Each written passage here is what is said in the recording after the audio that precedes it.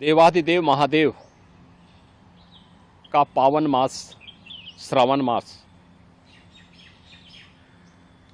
प्रारंभ हो चुका है। श्रावण मास की कावड़ यात्रा जग विख्यात है। पूरे देश के अंदर और ख़ास तौर पर उत्तर भारत में इस दौरान शिव भक्त महादेव के अनुष्ठान में लीन होकर के सभी शिवालयों में जलाभिषेक के साथ अपनी असीम भक्ति का प्रदर्शन करते हैं।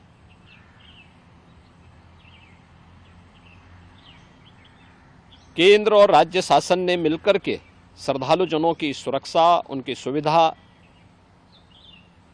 उनकी सुगम और सुरक्षित यात्रा के लिए अनेक प्रबंध किए हैं। कहीं कोई दिक्कत न हो, कहीं कोई अव्यवस्था न फैले, कोई भी उनकी आस्था के साथ खिलवाड़ न करने पाए, इन सब बातों का ध्यान में रख करके प्रयास प्रारंभ किए गए हैं। लेकिन हमें एक बात जरूर ध्यान में रखना होगा। मैं सभी श्रद्धालुजनों से इस बारे में विनम्र अनुरोध करूंगा। हम लोग भी शिव भक्त हैं।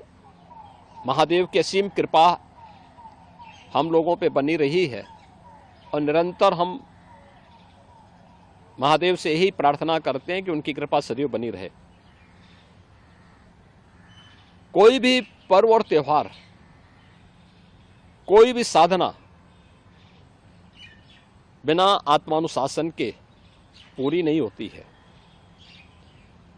सुगम और सुरक्षित यात्रा के लिए हमें न केवल अंतःकरण से बल्कि बाहरी रूप से भी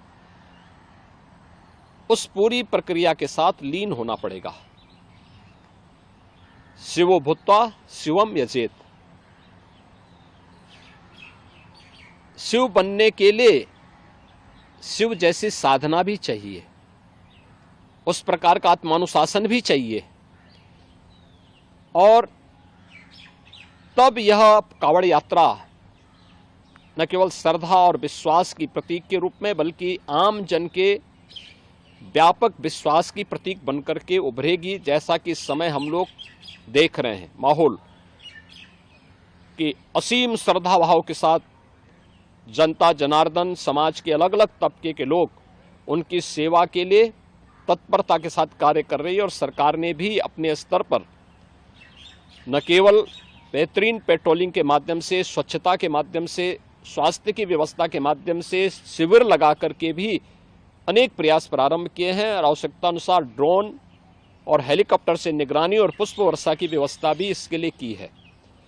मैं सभी शिव भक्तों से अपील करूंगा कि देवादेव महादेव की ये कृपा हम पर बनी रहे।